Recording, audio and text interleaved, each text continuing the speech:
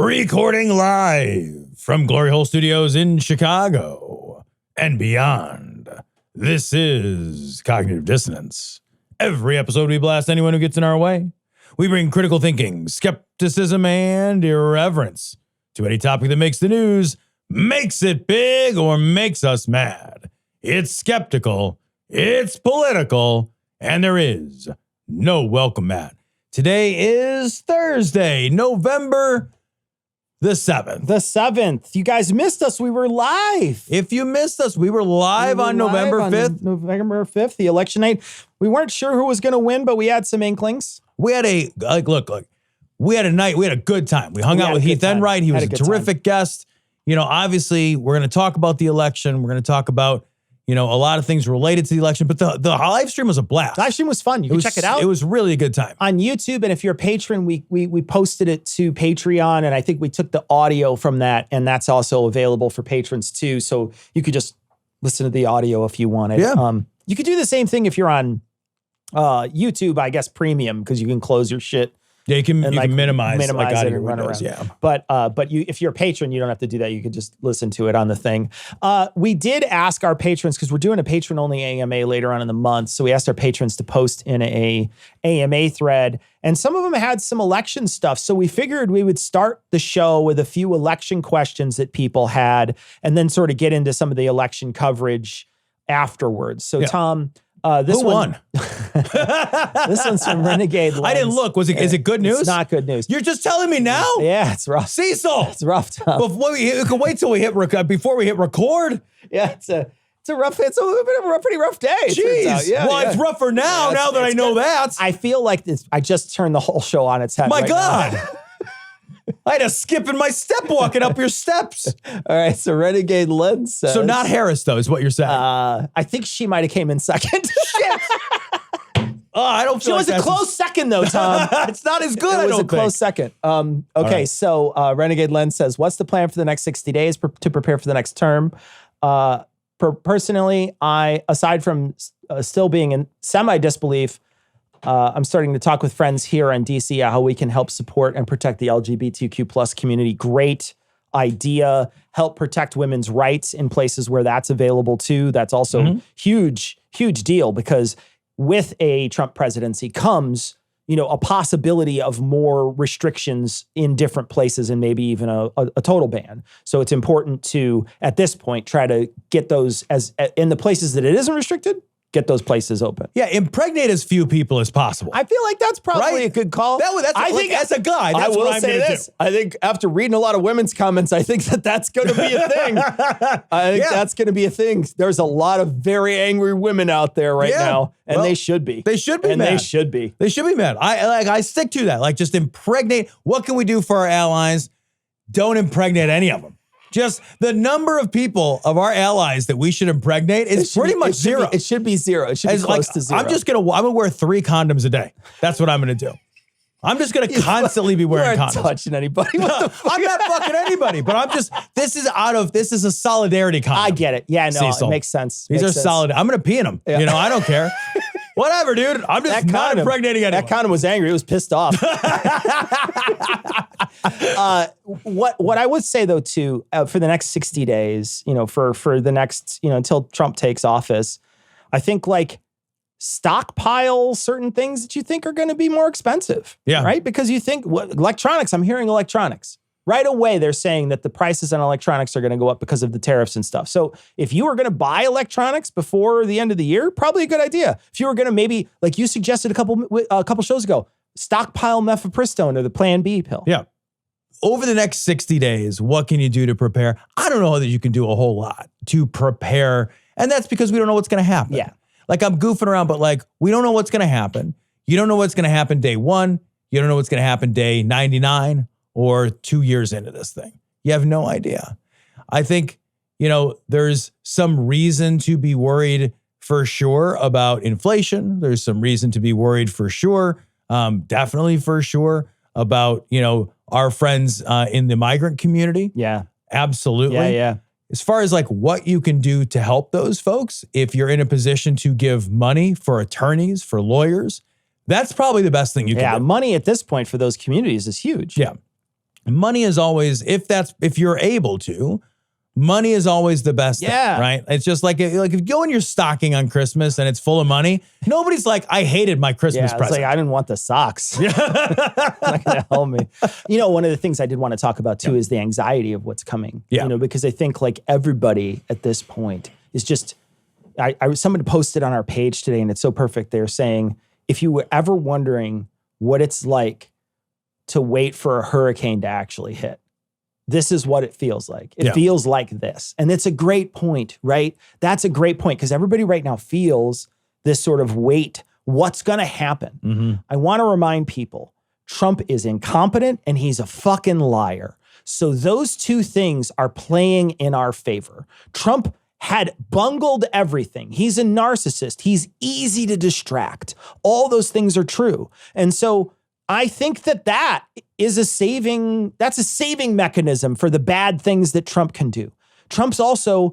He's also somebody who I think is a gigantic fucking liar and will say things to inflame his audience that he never plans to continue on with. Yeah. I'm not saying that Trump never did anything bad that he said he was going to do, because we have a whole list of bad things that Trump did that he said he was going to do, but he said he was going to do a whole lot more bad things that he never did. So what I don't want people to do is I don't want people to spend their time so worried about something that hasn't happened yet or that the building blocks aren't in place to happen.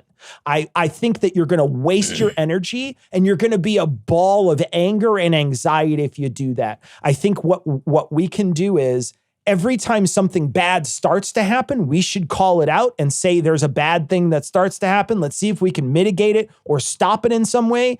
But you can't spend your life waiting for this blade to drop if nothing ever happens and you're just going to make yourself go crazy. Yeah, I think, there's something to be said for the idea of worrying actively versus worrying passively. Worrying passively is something you probably don't have a whole lot of control over. I mean, there are tools you can use to try to prevent yourself from doing it, right? But what I mean by active worrying is the sort of like the sort of intentional rumination over fears for the future. That's different than the background radiation kind of worrying passively. Sure. I think to the best of all of our abilities, we need to treat this like alcoholics, right? It's like one day at a time. Yeah. One day at a time. What happened today? I can't control tomorrow. Our ability to control is now gone, right? We don't have control any longer. That's part of what sucks. But I really think as a piece of advice, I think when I wake up in the morning, I'm going to contend with today. When I wake up tomorrow, I will contend with tomorrow. What I can't do is contend with tomorrow today. Yeah. I can't do that. Yeah. I've got to take this moment of crisis one day at a time. I have to. Yeah. You don't fight a war 3 steps in advance, right? You can't do it as a soldier, right? The people who are in charge of planning, they do that stuff. But if I'm on the ground, what I got to deal with is today. What's in front of me? Yeah. What's in front of me right now? So to the best of all of our abilities, engage processes like therapeutic processes if necessary to try to reduce your passive worry and try to take your active worrying time down. Find things that bring you joy. Yeah, like weed. Yeah. My new co-host, Noah Illusions. Welcome, Noah. Appreciate you being Hold on, I got to do a bong rip in between stories. We got another question from Quartermaster Jacob. He asks he says, I have a 15-year-old son and a 13-year-old daughter. Given where the nation's going, any advice on how to talk to him? And Tom, you said you had some advice. Yeah, so just want to let everybody know we did record an episode of Dear Old Dads that was specific to that exact issue. Yeah, and it releases... I think tomorrow. If Thomas can get it edited. It was an emergency record thing. So it's either going to be this Friday where we're recording, so it would have been, this was released on Monday, so it would be the Friday, it would already available, or it'll be available next Friday. Right. So but it'll be around. It'll be around very, very soon. Okay. His other question, can we go back to his other question? Because it's something that I actually want to address. And it's, how you guys doing? I keep seeing this. Yeah. People have sent me some very, very kind messages. And I actually want to take a second and talk about this. I'm fine. Yeah. Right? Tom, am always going to be fine. Please don't spend your time worrying about me. I am a middle-class, cishet white male, right? My job is to be fine. Yeah. The whole world is made for both of us. I love that people have reached out. I think it's super sweet and it's kind. touching. But I really want to take a moment here and say, I've been reflecting since the election, not just on the election, but on what my responsibility is as somebody who gets the privilege of sitting in front of a microphone and having the privilege of an audience. And I believe strongly that if I sit in front of the microphone with the privilege of an audience, that I have a responsibility, that with that audience comes responsibility. We called it out with Joe Rogan. Yeah. Remember we said, Sure. if you're going to sit in front and you're going to talk to 100 million people or whatever, you have a responsibility. So I've been thinking about this and I've been mulling over, what's my responsibility in this moment? And I want to say, my responsibility, first of all, is to be doing fine. That's my responsibility, because I am not on the list of groups that will be targeted. Yeah. Right? So my responsibility is to be here for you. And I want to make sure that people hear what I'm saying, is that CogDis has been here for 17 years. We'll be here tomorrow. We'll be here next month. We'll be here next year. Our job is to be here for you as listeners. That is our job. Yeah. It's very sweet of you to check in, but my job is to be here for you. My job is to have a place and to create a space and to come here to the studio every week and to make sure that I use my voice to represent yours, and that I use my microphone as a way to reach out to communities and say, you're not alone. That's important that I do that. How am I doing? I'm fine. I will always, the world will make sure that I'm fine. Yeah. My job is to make sure, to the best of my ability, that you're not alone and that you're fine. Yeah. I echo that. I also think, if you're going to ask me how I'm doing, I will say I am so grateful that I had yesterday to build up some scar tissue, because I was not in any mood yesterday. Yeah. Yesterday morning, I woke up and I was not in any mood whatsoever. I was angry. I was frustrated. I was in disbelief, not disbelief that she lost, but more disbelief that someone chose him. Right. Yeah, right. I was in disbelief of that. But I'll tell you, I that whole day of just building up scar tissue and just mulling with it and sitting with my wife, I feel much better today than I did the day before. And I'm going to feel better tomorrow than I felt today, because I'm going to keep on. My wife asked me yesterday, because I started to feel a little better pretty quickly. Right. Mm-hmm. And she said to me, don't you ever get depressed? My wife essentially slept all yesterday. I mean, she was just, she doesn't get depressed very often, but when she does, she's absolutely wiped out by it. It just eats at her. And she was out the whole day. And she's like, don't you get depressed? And I said, I'm a what's next guy. I'm not a dwell guy. I don't dwell. Mm-hmm. If something happens, I'm a what's next guy. I got knocked down. What's next? I got to get back up. You got to keep fighting. Right. You got to keep going. You got your ass kicked this time. Do better next time. Learn what you did wrong. Learn from your mistakes and do better and do better and do better and do better. Get up. Get up. You got to always get up. And I'm always a what's next guy. I grew up in a lot of bad situations in my life. I could list a litany of things that happened in my young life that were not good. But I never felt like I wanted to just stay with them and sit in that moment. I've always been like, okay, I need to keep moving and I need to keep going. And that's sort of been my mentality my whole life. And so what I woke up with today was like, okay, what's next? Mm-hmm. We lost. What's next? Yeah. I'm not going to, I think there's a lot of hand wringing going on and a lot of finger pointing going on. And I don't want to dwell on that. Yeah. Well, and I think that that's our unique responsibility as people who are not part of the target list. Absolutely. And right? I have the privilege of being able to do that. That's right. So that is just to say it, that is descriptive, not proscriptive. That is a truth about who you are and what your responsibilities are. I want to tell a quick story, because I had a moment of kind of catharsis around this personal moment. So I didn't mention this on the show in any of our recordings, because, very intentionally, because it wasn't important. What we were doing leading up to the election, I felt was important. Exhorting our audience and the people that we can reach out to and trying is to do everything we could to convince them to do what we thought was the right thing, which was to show up and to vote a certain way to vote for Harris, right? And to raise money and to, do the things that we were doing. So, but I never mentioned this, but this election for me personally is kind of like, this is a huge, I reap a lot of rewards personally. And let me tell you why.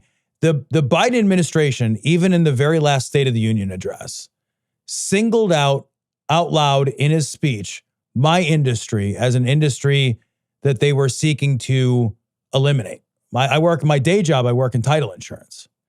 And in the State of the Union, Biden addressed title insurance as something that he wanted to eliminate as a broad category of product in order to make housing more affordable.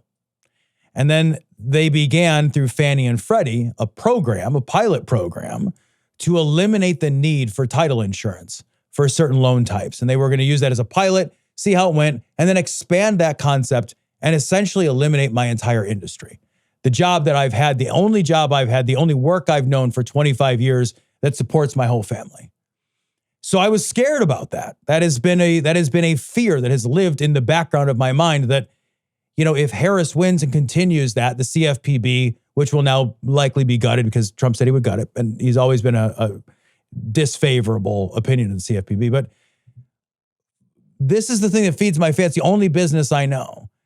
And I still was like, the right thing to do for the world is to vote for Harris. Yeah, yeah. It's bad for me. Yeah. Like I very likely was going to lose my job and I don't know how to do anything else and I don't have any skills. Yeah. And I was a little afraid of that, And you really don't have any skills. I really don't. Genuinely don't. I don't. I've done this for 25 years. I don't know anything else. I'm not competent. No, he's not, guys, he's not kidding. No, he's not competent in anything. I don't know what he doesn't do anything.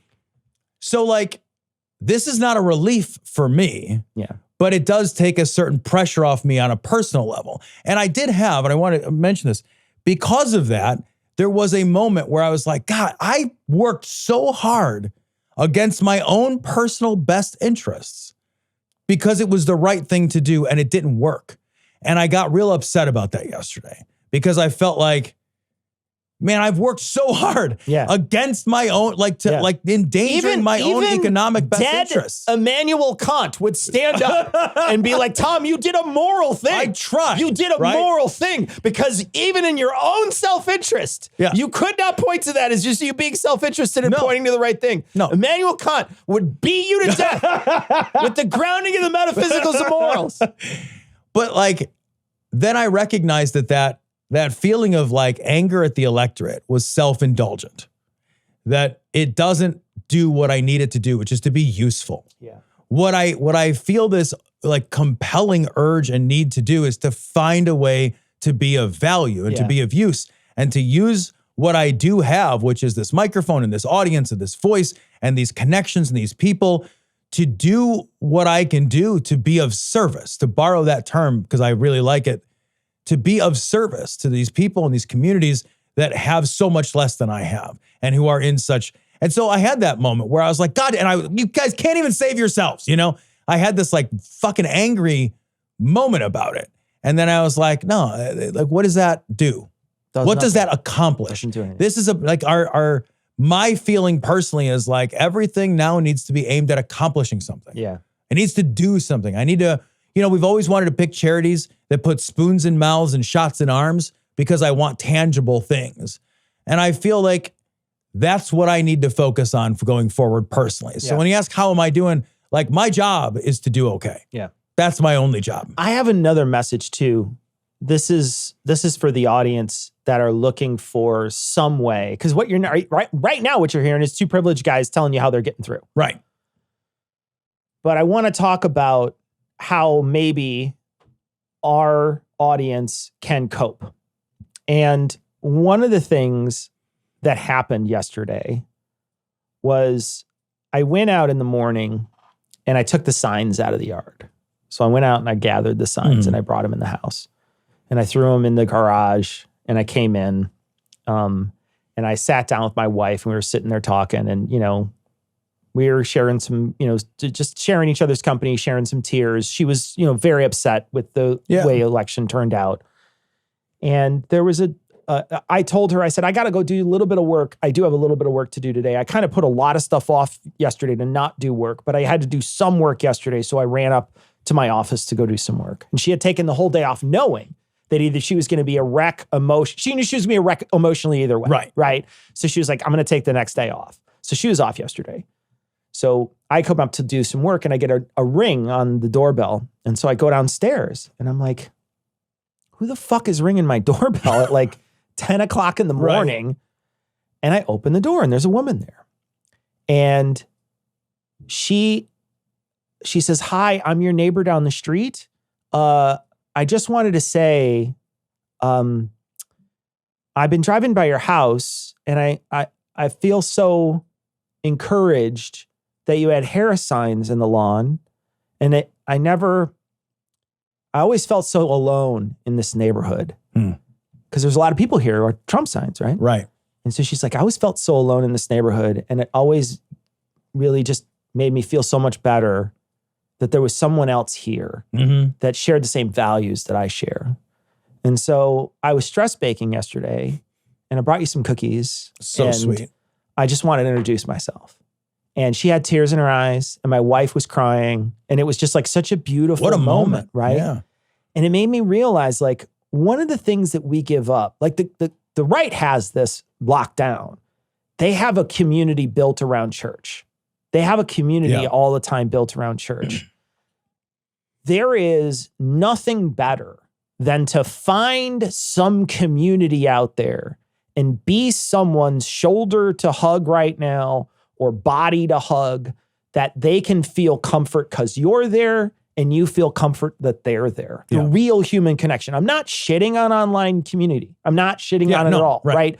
But I am going to say there is something very good, not saying better or worse, but very good and tangible about human community, interpersonal community. And I think there are a lot of these things out there that you can join, these humanist groups that meet on Sunday, these Sunday services and stuff like that. And I encourage anybody who has one of these, post it on our fan page and get more people to come. You know, maybe you're in Milwaukee, right? And there's no way that somebody from Chicago can make it up there every week, but they might make it up once a month. You know what I mean? And then they can get a chance to meet you and know you.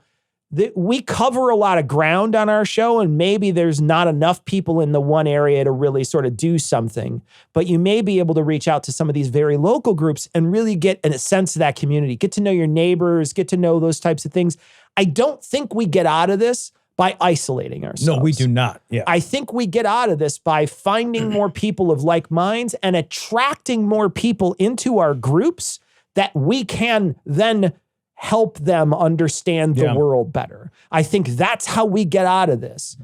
Isolating ourselves, being mad, being upset. Don't get me wrong. I'm fucking furious right now. Yeah.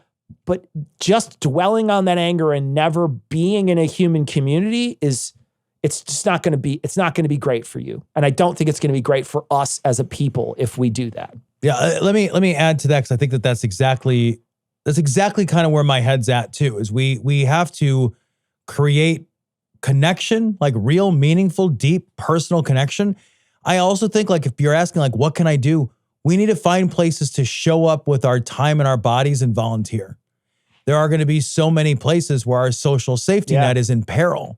Yeah. So, like, what we're going to have to do, I'm reminded, like, the note that I have written down for this that I want to talk to you about the audience is, do you remember during the pandemic where we had to create these small bubbles of, I forgot we called them something during the pandemic. I can't remember what we called them, but we had these little bubbles where we took care of each other. We said, all right, like, if you're out of toilet paper, I'll bring you some. I'm vaxxed and you're vaxxed, and I know your habits and my habits. And so we can see each other. And we created these really like micro community spaces of support. That same idea can really get us a long way. If we can create small micro communities, if necessary, reach out to the people you can, bring them cookies, go to the soup kitchen, whatever you have it in yourself to do. We've got to find like space in our lives to be connected and to have kindness and to show kindness and to show like real support, tangible support. Yeah. Let's go out and like, volunteer in a space, in a place that makes your heart feel good, in a place where you can like connect with somebody over your values. And that will form a bond. Yeah. You suddenly now have people that you know that do that same thing. I met people a couple years ago that I really connected with, like politically. We were talking about politics a lot while I was throwing pottery, right? I met these people at like an art thing. So even hobbies can help do this, right? Even hobbies of them on themselves will introduce you to other people. And sometimes hobbies put you in the room with somebody else who might not agree with you. Right. And then you can have those conversations, those testing conversations to see if you can maybe hash some of these things out. Understanding why someone voted for Trump and disregarded some of the things that were said about him might help us understand, as a group, might help us understand why these things are happening. Yeah. So I think those are all that stuff is so important. I think it's right now more than ever, not only helping others, but also it's helping yourself by helping others. Yeah. Yeah. It feels good to do good. It really does. Like if you want to be treated with kindness, go find spaces to treat others with kindness. You'll find like-minded people there.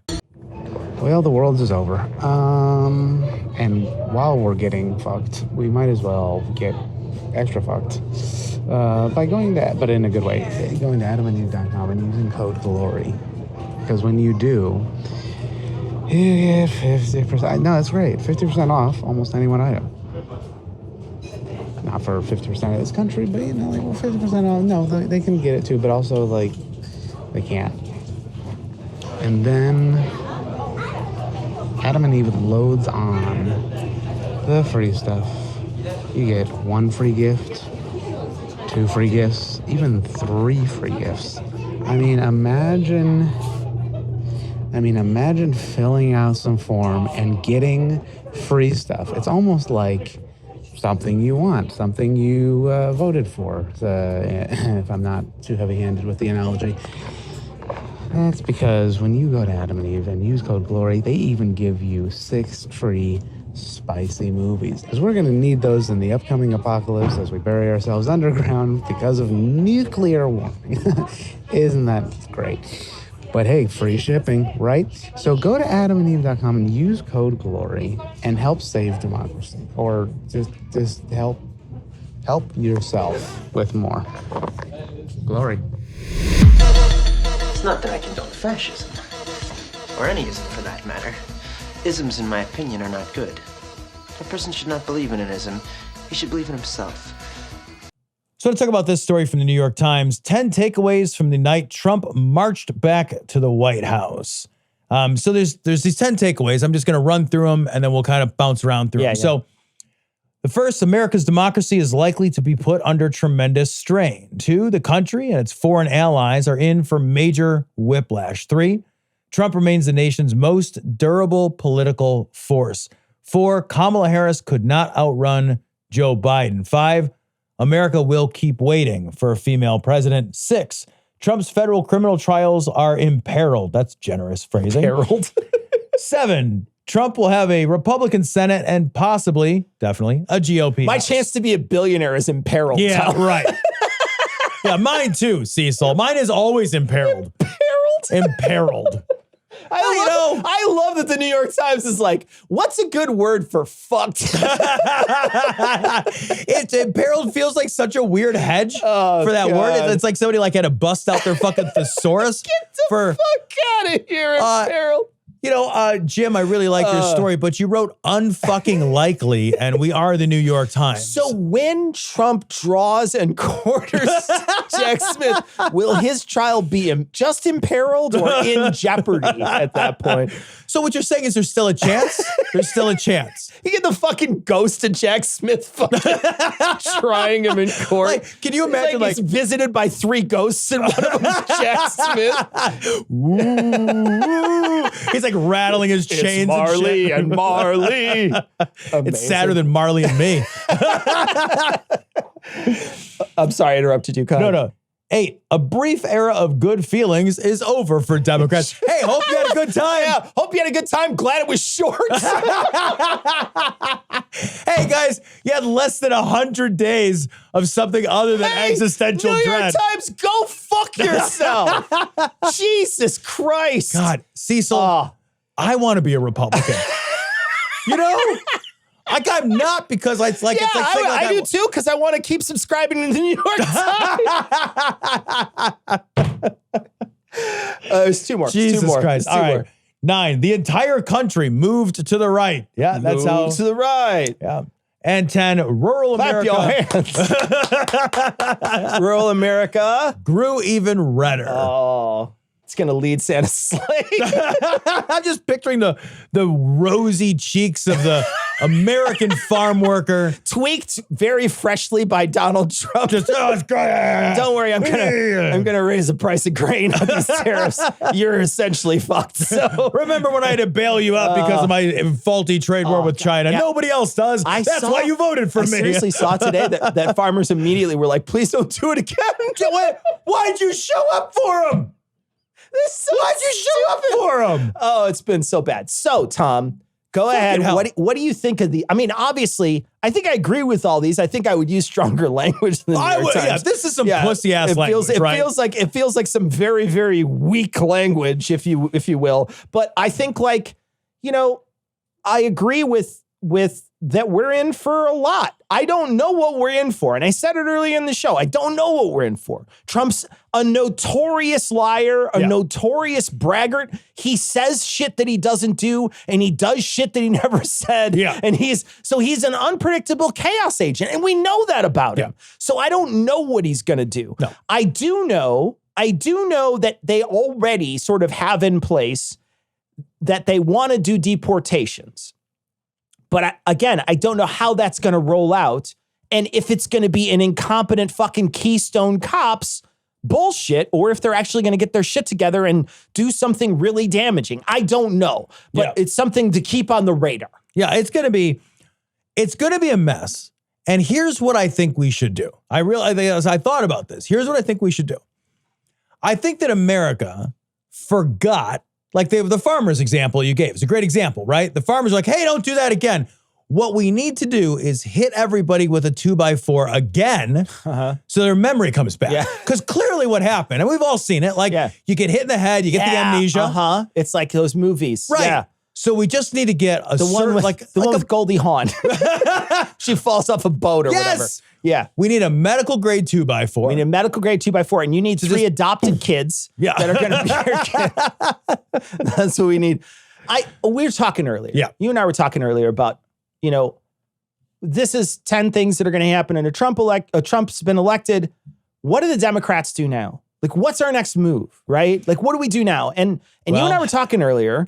Our brief era of good feelings is over. I know, it's completely, according to the New York Times, that's 100% over. Can I do that again? Is it imperiled? Can my good feelings just be imperiled? Is this just a refractory period for my good feelings? I'm 46. I could have good feelings again in a half an hour. I feel like I could have another one in 4 years. I want to say, though, what are we going to do? And I think, like, what we can't do, and I think this is so important.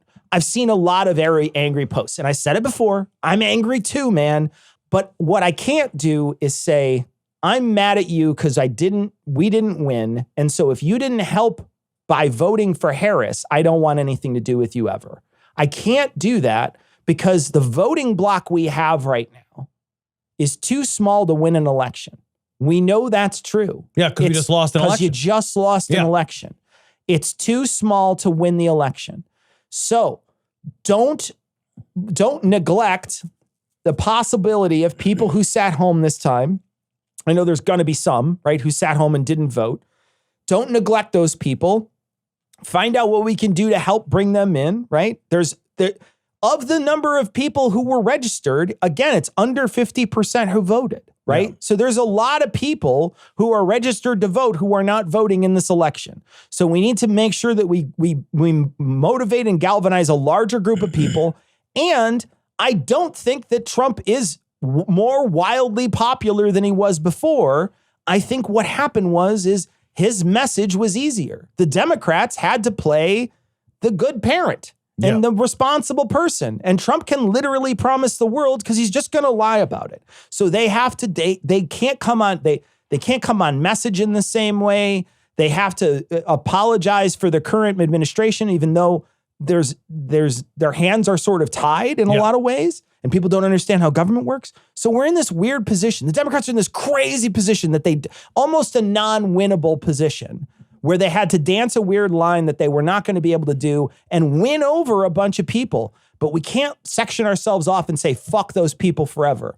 This has got to be a time of some kind of coalition building, because if you can't build it, you're never going to win again. It's never going to happen. Yeah.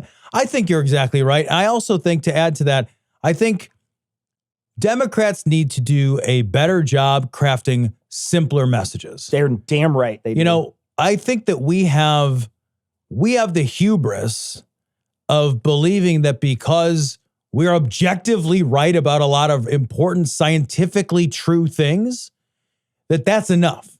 That being right is enough to convince people. But convincing people is an art. Motivating people is an art. These are things that we have to learn to do a much, much, much better job at.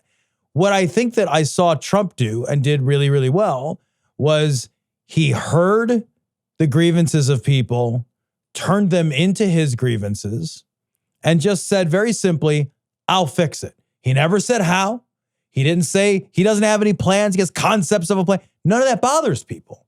What people want is to have somebody say, I'll fix that. You actually don't have to provide a much more detailed message. There's a lot of hand-wringing with Harris about, oh my God, we don't know about our message. We don't know enough details. What's a real plan? What's a real plan? That's kind of nothing.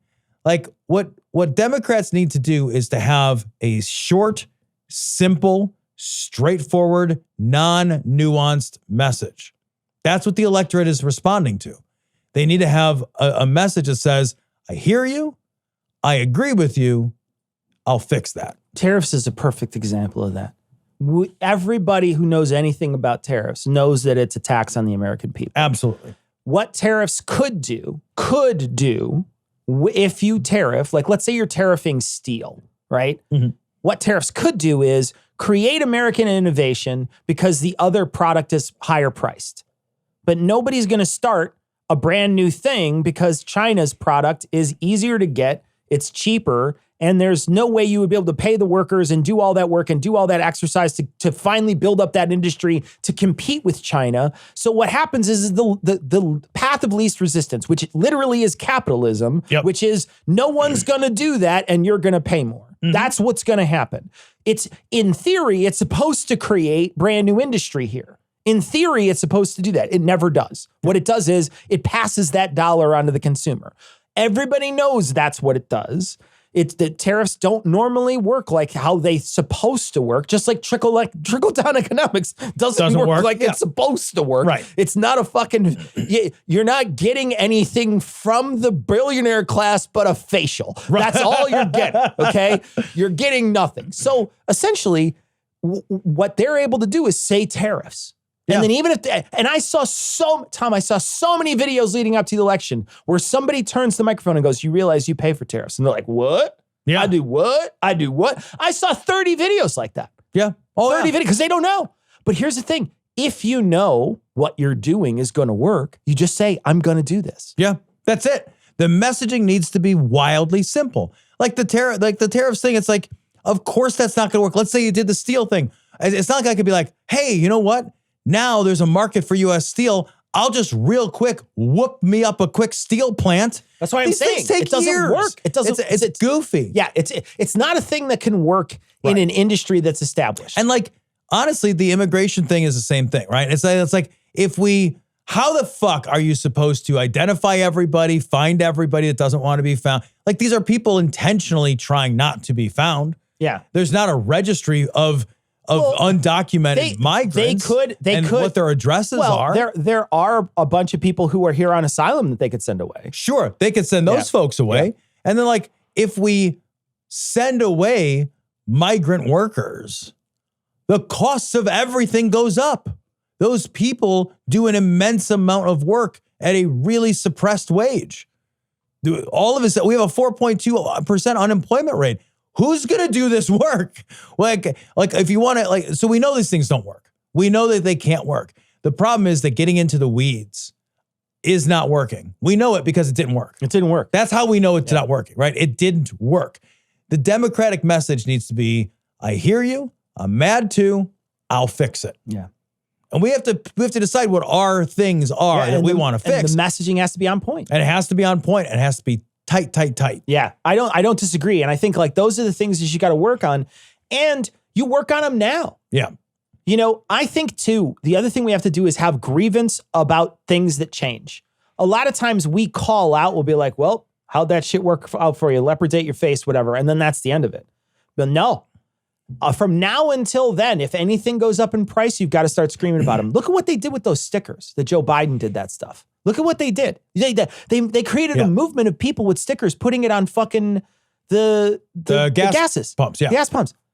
These are people who are acting as, you know, essentially as information agents for everybody who shows up at that gas pump. They're making this. They put a billboard up. Yeah. So yeah, you're right. So we need to start. What we need to start doing is being like, okay, every single time he does something that's really horrible, that is changing how the economy works or subjugating large groups of people, we got to call it out and then just call it out constantly and like do something like the stickers each time. Yeah. There's got to be some kind of movement behind it each time, because a lot of times we'll call it out and we'll be like, but he's doing a bad thing tomorrow, so we're not going to do anything about it. We're not going to dwell on it. No, dwell on it. Keep it in the news the whole time.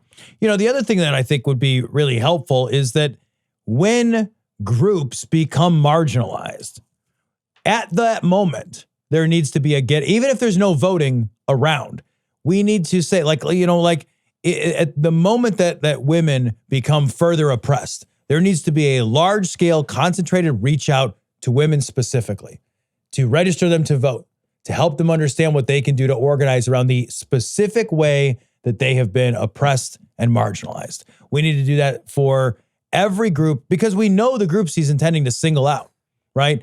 And like, you know, the Latino community is a community that broke in this election for Trump. And we know that the majority of those deportations are going to take place out of that Latino community. When they are hurting is the time that we need to support them first and help mobilize them second. We can't wait until 2022 to say, hey, remember back in 2021 when? Yeah, good point. Right? That's not the right time. Point. Keep the pressure on all the time. Yeah. Keep the pressure on. Help build community leaders and fund community leaders within these groups. Yeah. That's another thing we can do. We need to find the community leaders in these groups that have been marginalized, and we need to support and fund those community leaders. One of the things that they say in this is that America turned to the right. America moved to the right. And I don't know that that's true. We'll see. I think we're going to see a lot of numbers as time goes on. But while more people voted for Trump, one of the things I saw is that a lot of people were just upset about the economy. They were mad. Inflation was one of the biggest reasons why people voted for Trump, right? That was the one thing that people said that they were doing.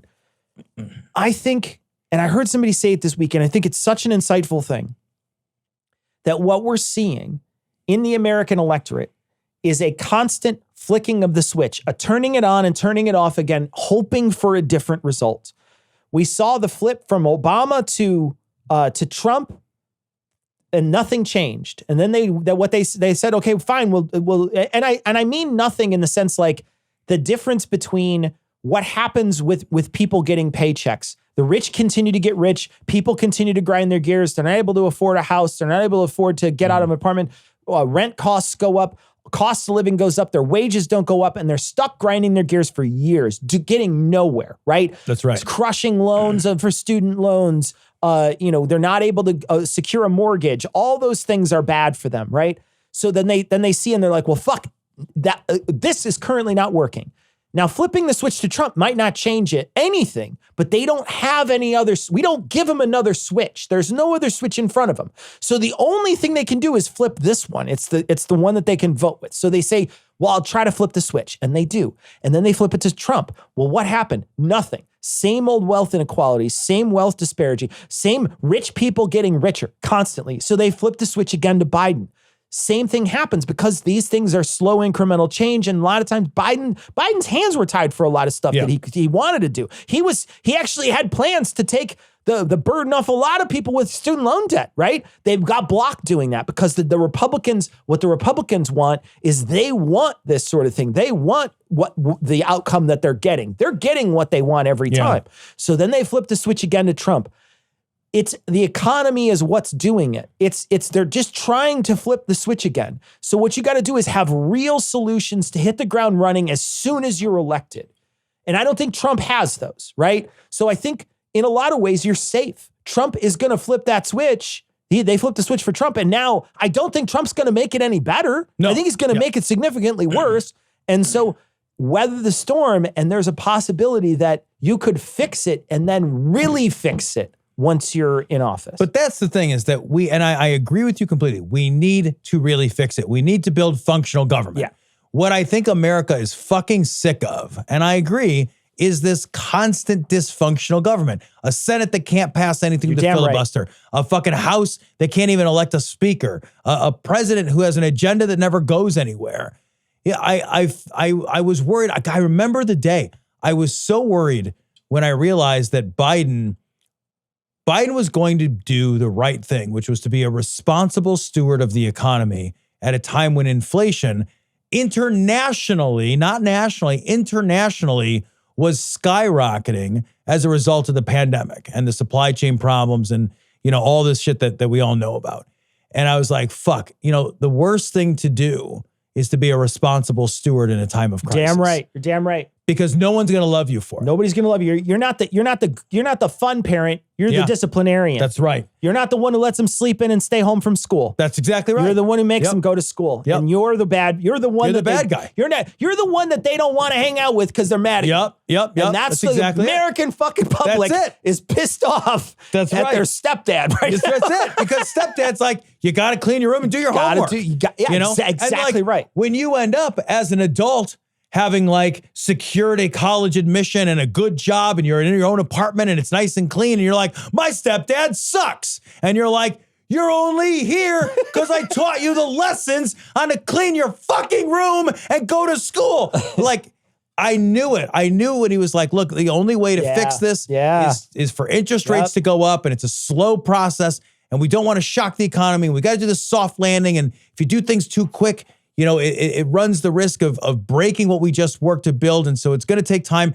And the thing is, like, we got inflation down to 2.7 or 8 or 9%, whatever it is right now. I forgot. It's 2 point something right now. But the problem is, like, just a little while ago, it was 9 point something. And we remember and feel that because inflation doesn't go back down. This is a rate of change. It's an upward rate of change. People also don't understand that when inflation goes down, it doesn't mean you ever get your old prices back. That would be deflation. Yeah. You never get your old prices back. That's not a thing. What we're trying to do is change the rate of growth. Being a responsible steward sucks. It's a lousy position. It's a fucking no-win position. Trump doesn't have to do that. What he'll do is he'll try, because he doesn't understand how the economy works at all. He's going to do a bunch of crazy, wacky, waving, inflatable, arm-flailing tax policy. It's going to be insane. Insane. He's not going to do half the shit he's talked about. He's got the ghost of Ron Paul just waving. Is Ron Paul even dead? I don't even know. Who knows? You know what? In my heart, yes. Yeah. In my heart. Always, Cecil, always. Well, so it's going to be a fucking mess. Yeah. It's going to be a fucking mess. It is. It's going to be a mess. Well, hopefully we'll ride that mess. Here we go, buddy. We'll ride that mess in the future. Because I watched this movie called Liar, Liar, and the message was don't lie. This story is from The Hill. Half of Gen Z voters say they've lied about their votes, according to a survey. Among the Gen Z voters in the survey, 48% said they had previously lied to those with whom they are close about which candidates received their votes, more than double the 23% of registered voters across all age groups that said they had previously done the same. The intense polarization this election cycle might result in some staying quiet or lying on the topic of their political beliefs when around friends and family. What do you think? Well, it's interesting because I took Donovan to vote. So did he lie to you? I don't know, of course. if he lied to me, I didn't catch him. Yeah. You know, it's a private ballot. Sure. I don't think so. Donovan, I feel like I know Donovan's heart. And Sure. I feel like I know his, you know, like his values. Yeah. So I would be shocked. What I did find out, and I'm still blown away by this. I asked him, I was like, hey, like, you're in college. Are any of your friends voting today? None of them. He's the only person he knows that's voted. Wow. He's the only person in his entire circle of friends. I was so excited to vote when I was 18. Cecil, same thing. I was talking to Haley about this. Like, I've so never excited. missed it. It felt like this great, like, privilege and I was responsibility. so excited to do it. I couldn't wait to vote. I was so excited to vote. When you voted, I'm curious, did you ever have the little tool that punched the little hole, that punched the I've little always Chad? only had Scantrons. I had one time the little like, so there was this little like metal pokety poker. Yeah. And you put your ballot into this thing. Yeah, it's an And old then you timey, it's an old timey computer type thing. Yeah, like a punch card. Yeah. And Haley went into one of the old school ones in New York where you walked in and you flipped a switch and it shut the curtains behind you and everything. Wow. Now you just walk up to a table that has Yeah. like a little like cardboardy divider. Well, I did do an electronic one time. I've never done that. Yeah, it was an electronic touchscreen. So I did do that one time. And it was in Chicago, so it changed all my votes to Democrat. I went in, I voted Dominion. Automatically did it. I just voted Dominion. Actually, I didn't do anything. I just walked in and the men in black guys flashed a thing in my eyes and then I left. It was so interesting when I voted for Hugo Chavez. I didn't know he was going to be on the ballot. He was actually in the booth with me. He made sure I voted for him. It's so weird. He's in every booth. I don't know how he does that. It's fucking amazing. What do you think about Gen Z lying, though? What do you think about that? I mean, I think there genuinely is something to this. If that actually happened. Yeah. I mean, I think that it speaks to the amount of pressure that exists inside of a family for a head of household to dictate how people vote. Sure.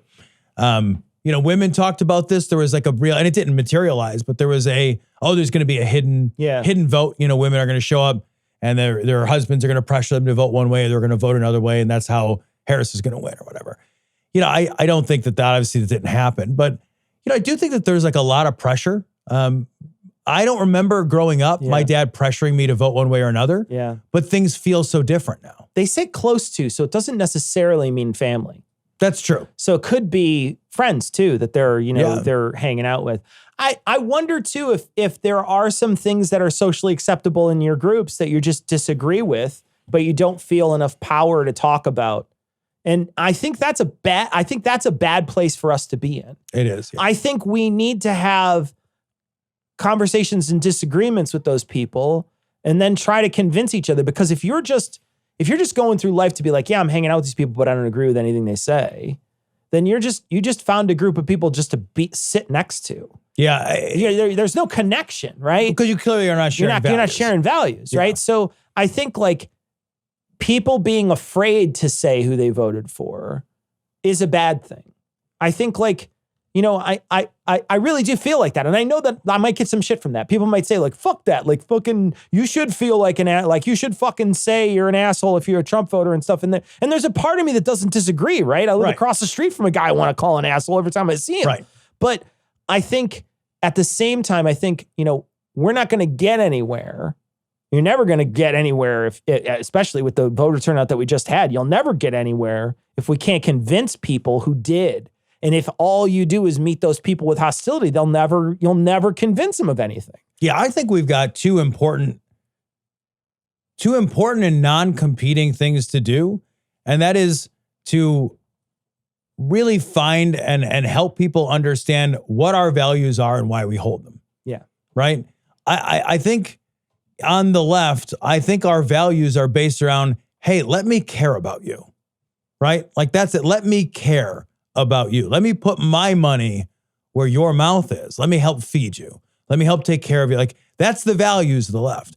I think if we can help people understand that is not like what they've been sold that it is, and understand the impetus from which that's drawn, the caring, kindness-based values from which that's drawn, and to say, look, we agree on some basic principles that we want our families to live good lives. Like we might have to strip ourselves really far back into the basics to find common ground, But I do agree we have to try to do that to some degree because the numbers don't lie. We are not going to win if we don't do that. But the other thing we have to do is convince people to show up. Yeah, we've got to have messaging that isn't just that guy sucks. Yeah.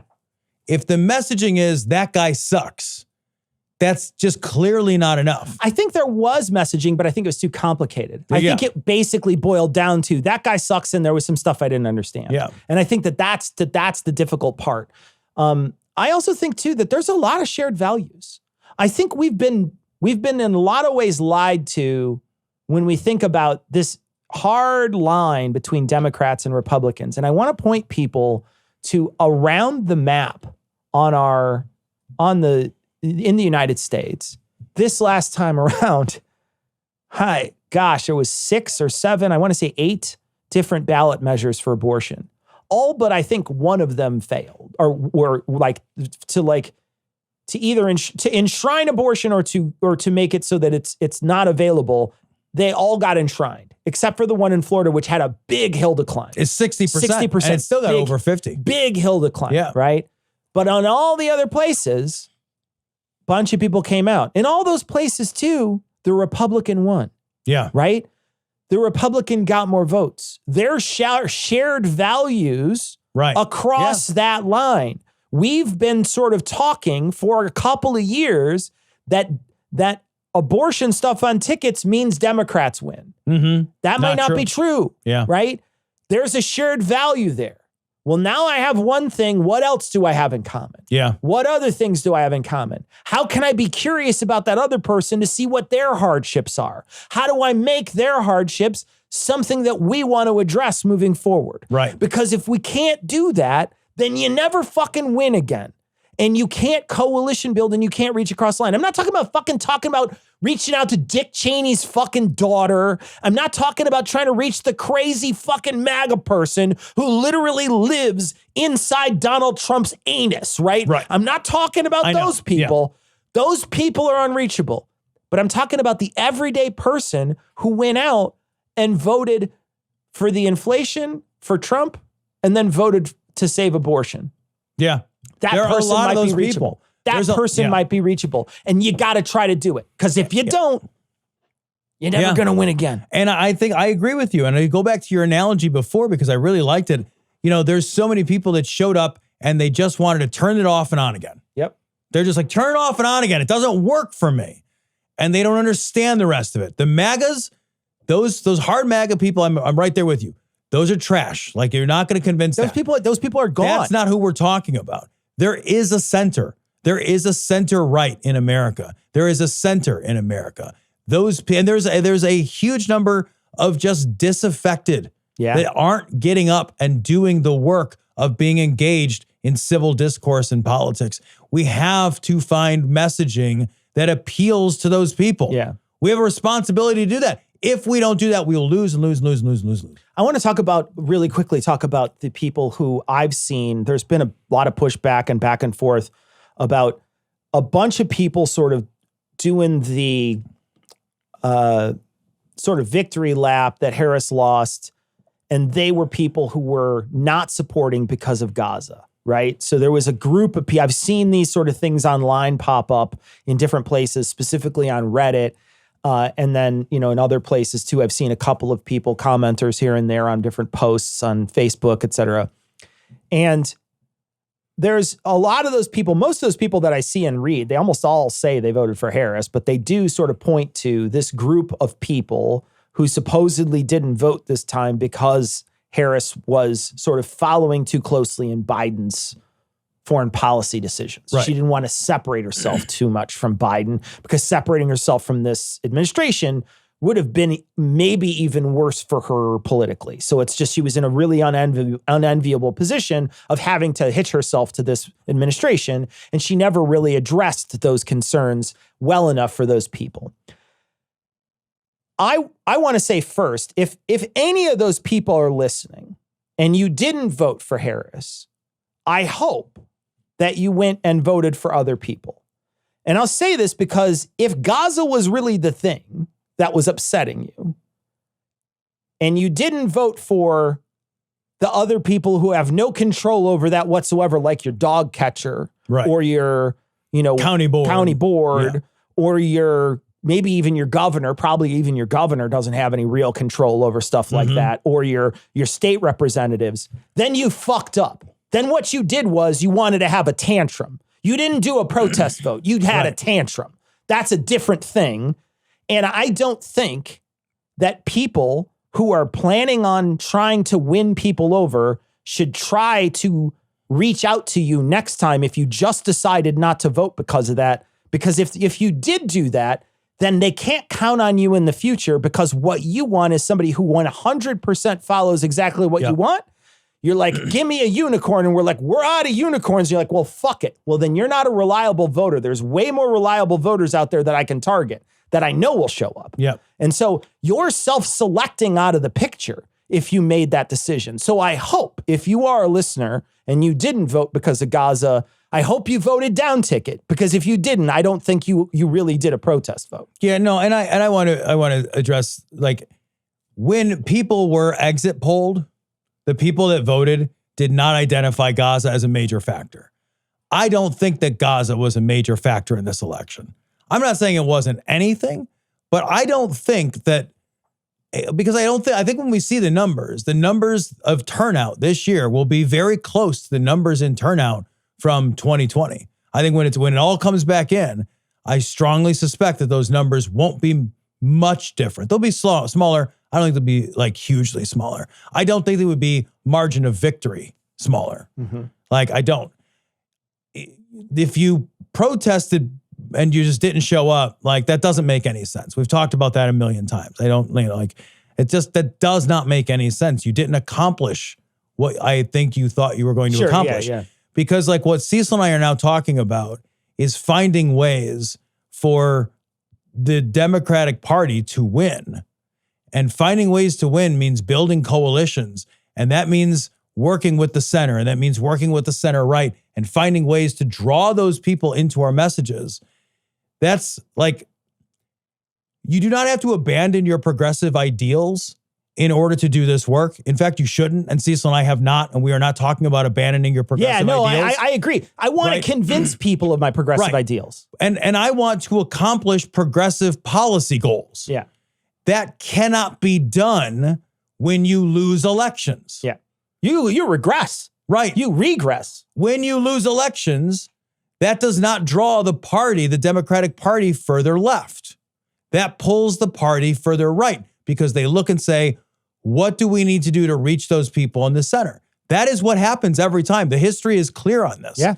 So, like, that protest vote, it didn't accomplish, I think, what you maybe hoped for it to accomplish. I don't think that got us what you were hoping for. I don't think that saved a Gazan life.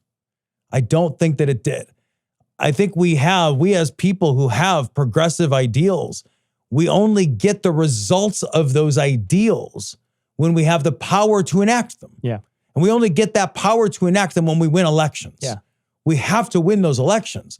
People aren't voting. They're not showing up to vote.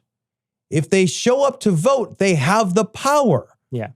They got to show up. And I think you're absolutely right. I think there is a group of people in this country that keep on screaming and saying, we got a dumb fucking email this week about, like, you guys did the same thing and, like, we're the Democratic Party. It's so funny. We get a message from someone who's like, try the same thing in 2016 and try it in 2024. You see where it got you. And they couldn't.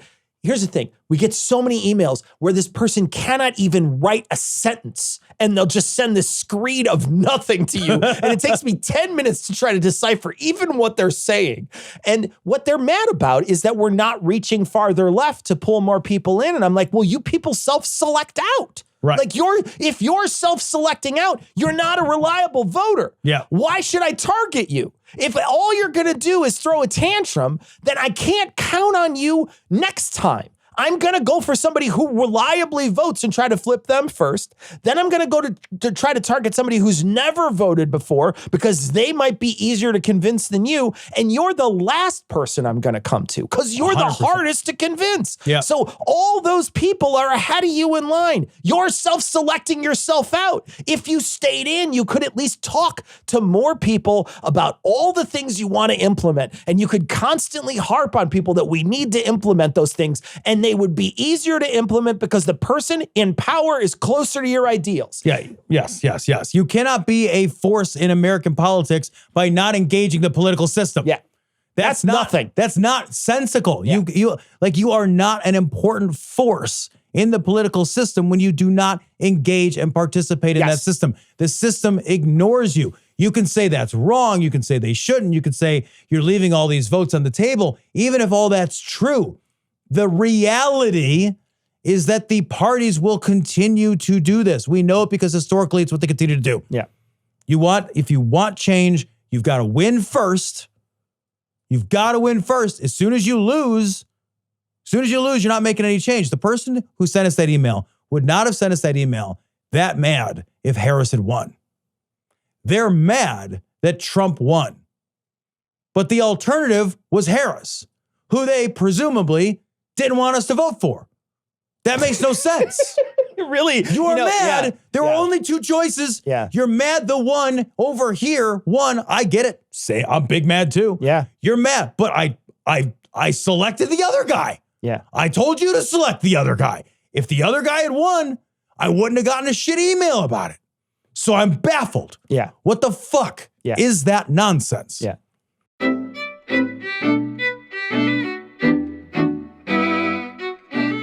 All right, that's going to wrap it up for this week. We're going to be doing a long form episode this Thursday, and then we shifted our schedule because we were going to do a funny show, and it was supposed to release today when we're recording on a Thursday, but we recorded the live stream earlier in the week, and we had to move our production schedule around, so we are just shifting everything back. So the live stream week, the normal week that we would release a live stream, there'll be a funny show. We're going to do a funny show that week. Yay. So, all right, so that's going to wrap it up for this week. We're going to leave you like we always do with the Skeptic's Creed.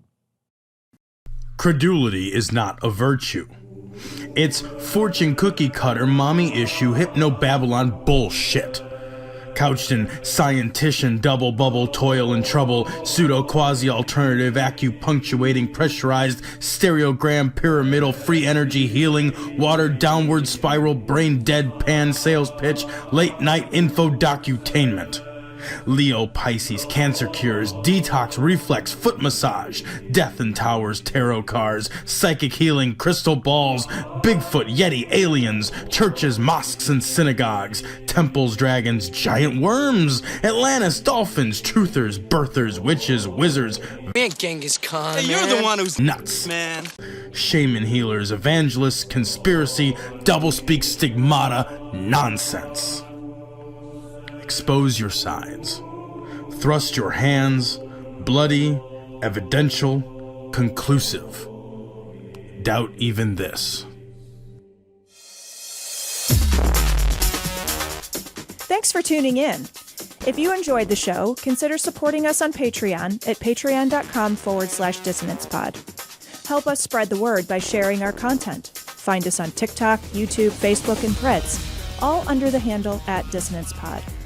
This show is CAN credentialed, which means you can report instances of harassment, abuse, or other harm on their hotline at 617-249-4255 or on their website at creatoraccountabilitynetwork.org.